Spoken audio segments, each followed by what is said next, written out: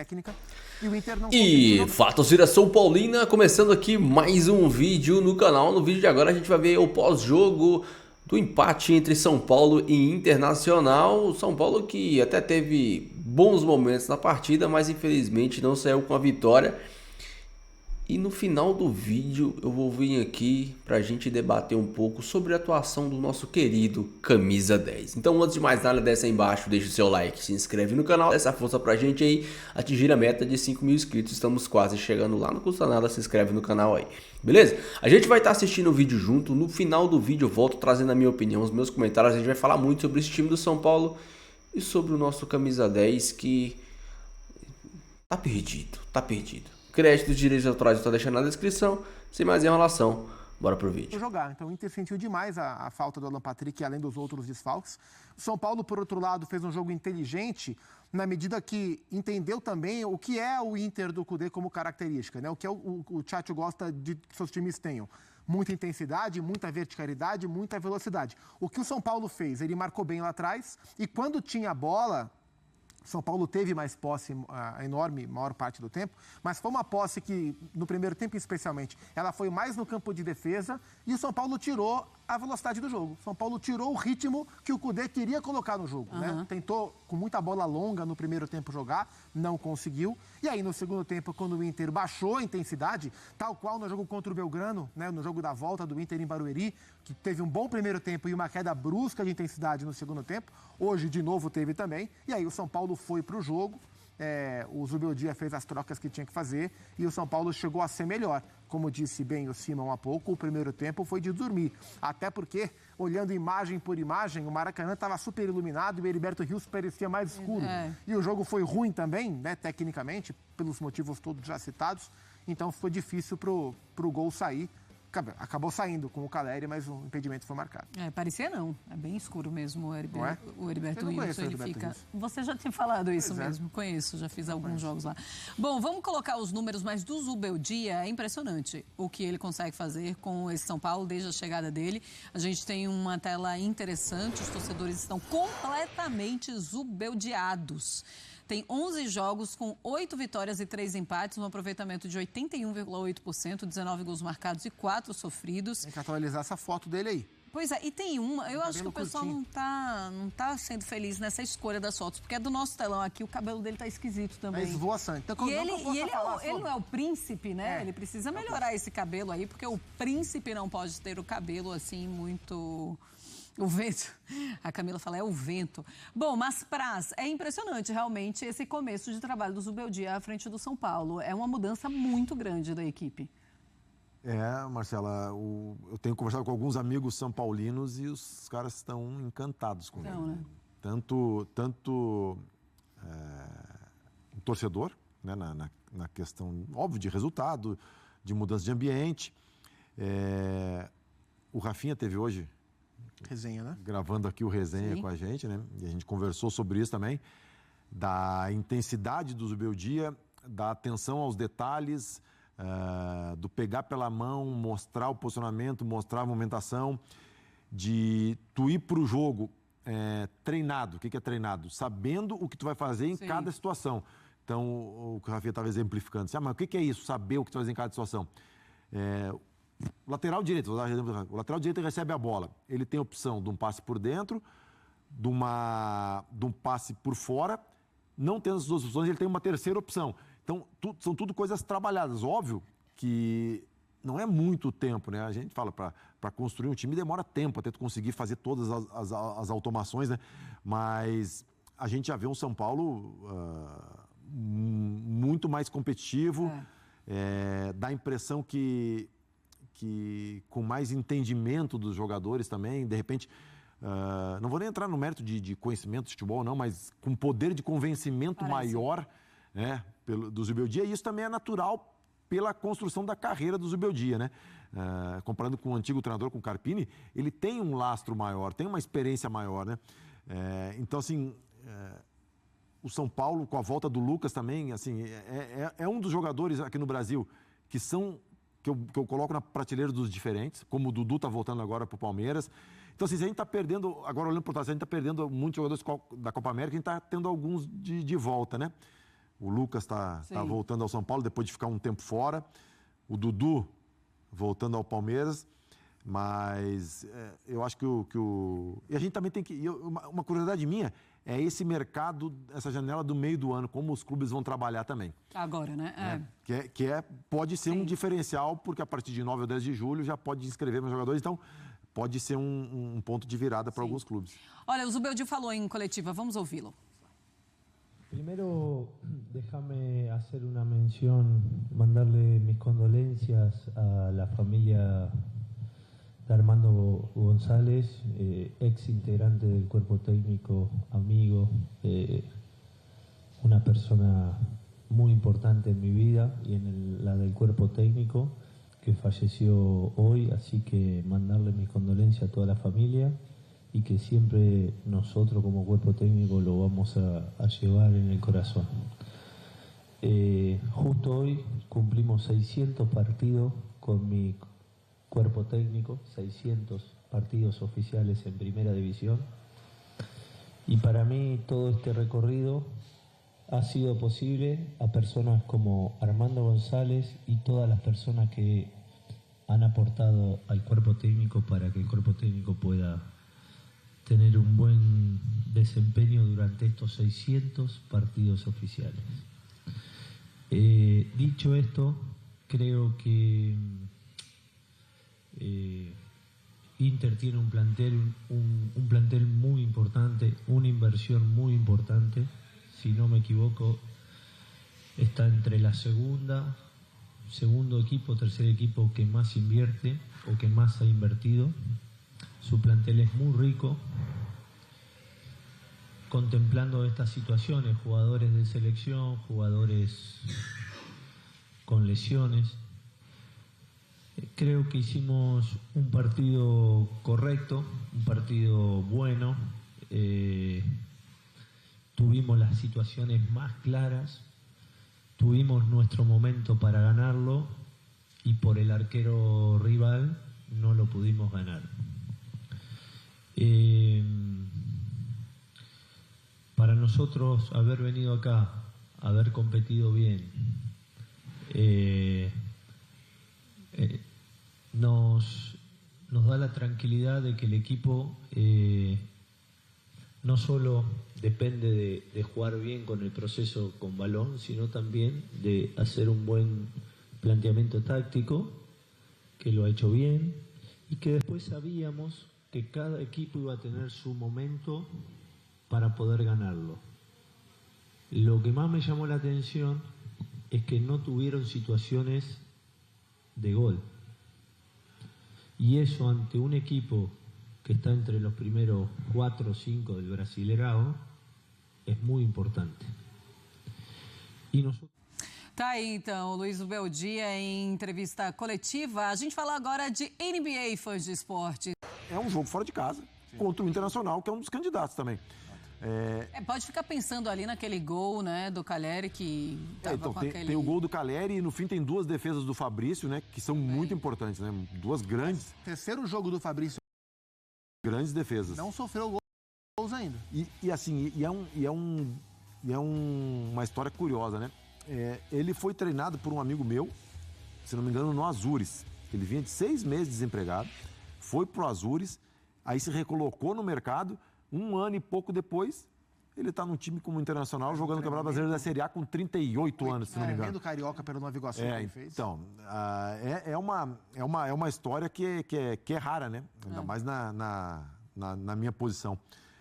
Mas, assim... Alguém aí viu o Luciano em campo hoje? Eu sei que temos muitos fãs aqui que são fãs incomparáveis do Luciano. E assim, eu até comentei no vídeo contra São Paulo e Tajeres, a vitória do São Paulo, que o Luciano fez aquele golaço. Eu até comentei aqui no final do vídeo. Eu sempre trago uma opinião um pouco mais longa nos finais dos jogos do São Paulo, e eu disse que o Luciano não tinha jogado nada, jogou nada naquele jogo contra o Tajeres, mas fez um golaço. E aí alguns inscritos, pô, eu quero é assim, o cara não joga nada, mas mete golaço, pra mim tá ótimo. Só que o problema não é quando o Luciano não joga nada e mete o golaço. O problema é nesse tipo de jogo, em que o Luciano não joga nada, não mete golaço e o time atua com um a menos. O São Paulo hoje no primeiro tempo, até a saída do Luciano, atuou com um jogador a menos.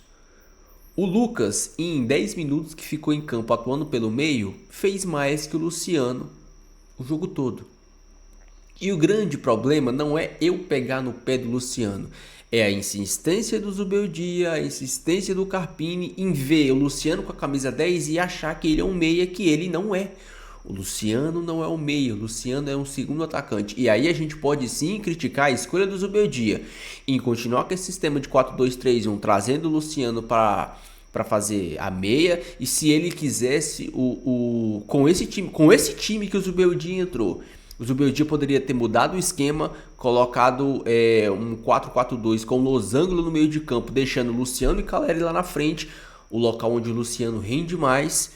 Luciano como segundo atacante, você faz uma trinca de volantes ali, Luiz Gustavo, Nestor e Alisson. O Lucas ali na frente, na ponta desse losango, Luciano e Calleri. Cara, olha que time incrível. O Luciano jogando onde ele sabe, 3 volantes para ajudar na marcação e para não fazer o Lucas voltar tanto para marcar.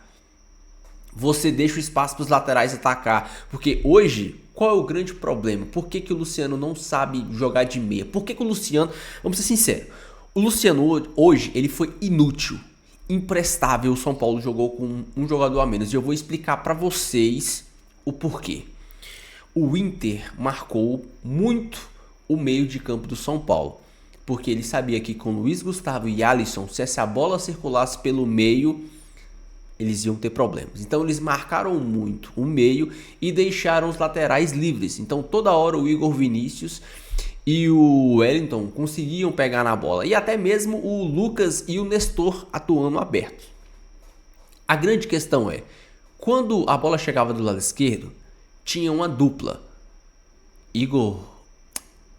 Wellington e Nestor. E os marcadores do Inter desciam. Se o Luciano fosse um meia medíocre, ele teria entendido que essa bola não vai chegar aqui para mim no meio onde eu tô. O que eu vou fazer? Encostar no lado que a bola tá e gerar uma superioridade numérica para essa bola ser trabalhada, para me gerar um espaço no meio. O Luciano, se ele saísse ali do meio, da meiuca e fosse pro lado, caísse pro lado para ajudar nessa construção entre Nestor, Wellington e Luciano, ele ia gerar um espaço que poderia ser atacado por Alisson, por Luiz Gustavo ou o próprio Lucas vir pro meio e abrir a ala, o lateral pro Igor Vinícius passar. Então se ele fosse um pouco medíocre, tivesse isso aqui de inteligência de meia, que qualquer meia, Shailon, qualquer meia idiota de futebol brasileiro teria essa noção de cair para o meio, de cair para a ala, para ajudar na construção, para gerar espaço para o time poder atacar. Não, ele ficava lá parado, sem pegar na bola. Luciano hoje eu acho que pegou na bola 2 vezes no primeiro tempo, para errar um lançamento por Rodrigo Nestor, que saiu no contra-ataque, e na outra ele nem pegou na bola. Foi uma bola que o Calleri ganhou de cabeça, a bola sobrou no meio de campo. O Luciano tava, sei lá, 5 metros da bola, o marcador tava uns 10, o cara deu um pique, deu o carrinho, e o Luciano naquele trotezinho. O Luciano foi uma vergonha. Muita gente que fala, Luciano é raça, é vontade. Hoje ele não teve raça, não teve vontade, não teve porra nenhuma. Então assim, o Luciano como meia hoje foi ridículo. E é por isso que eu tô falando pra vocês. Se ele tivesse um pouco de noção de meia, um pouco, não precisa ser muito, um pouco, ele teria se ligado que ali pelo meio não ia dar pra ele jogar. E ele teria caído pelas pontas. Porque toda hora o Wellington pegava a bola, ele podia cair pro lado para ajudar na construção com o Rodrigo Nestor. Toda hora o Lucas pegava na bola, ele podia cair pro lado para ajudar na construção com o Lucas, Igor Vinícius e ele fazer uma triangulação ali. Mas não, ele ficava lá parado no meio de 2 volantes esperando a bola. Vocês viram o esculacho que o Calleri deu nele no final do primeiro tempo? Acabou o primeiro tempo, o Calleri foi lá e esculhambou. Eu acho o Calleri deve ter falado assim pra ele: filho, você vai jogar que hora? Que hora que você vai entrar em campo? Porque, e aí? Aí ele ainda teve coragem de rir e apontar pro Lucas. Tipo, mas o Lucas, não sei o quê. Cara, o Lucas tava ganhando bola de cabeça, tomando pancada, tentando arrancada. Ridículo. Culpa do Luciano, que não é meia, e insistem nisso, e culpa também do Zubeldia. Não pode passar pano. O Zubeldia tem que entender que o Luciano tem a 10 por um acaso do universo que a 10 sobrou nele. Mas, mais uma vez, o Luciano foi uma piada como 10. Assim como no jogo contra o Cruzeiro estava machucado. Assim como no jogo contra o Tadieres e assim como toda a era Carpini, que ele atuou como 10 e foi ridículo. Beleza? Beleza. Mas, aí nós tivemos... muita gente também pode criticar a saída do Lucas. Lucas que, quando foi pro meio, começou a jogar muita bola. Mas, cara... O Zubeldia, ele não vai cair no mesmo erro do Carpini, de abusar demais do Lucas e perder o Lucas por um longo período. Então a gente tem que entender isso também.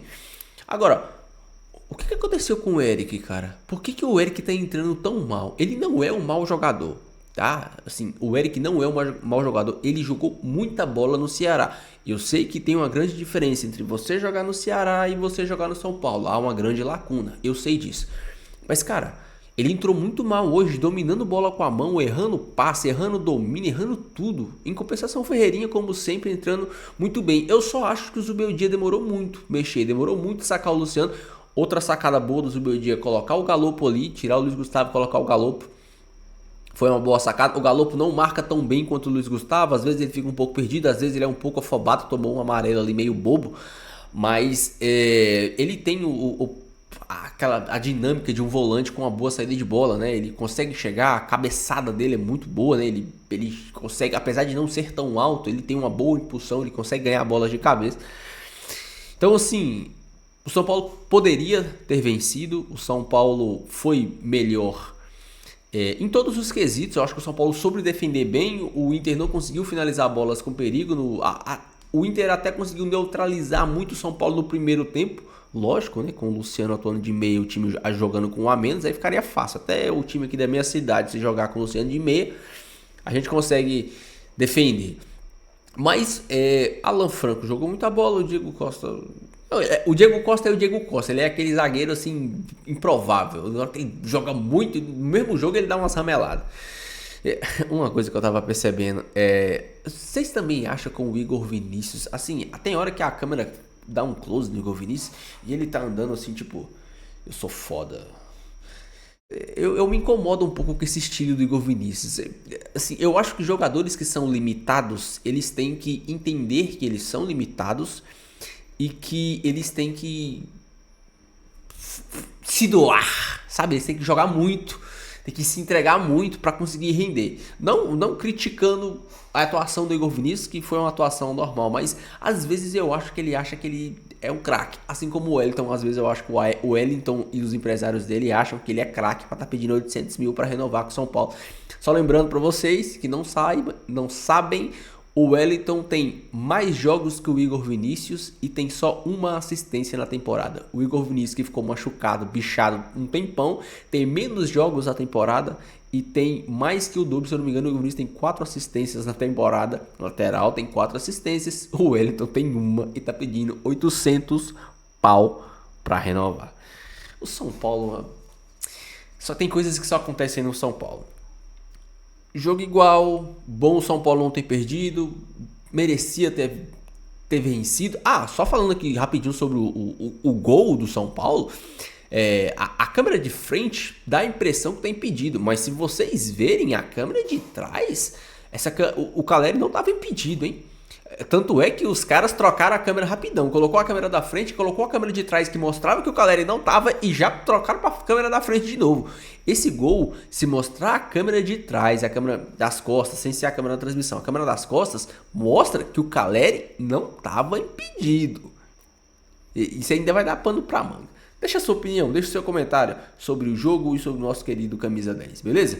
Não esquece de deixar o seu like, se inscrever no canal, dá essa força pra mim aí. Fiquem todos com Deus, até o próximo vídeo e valeu.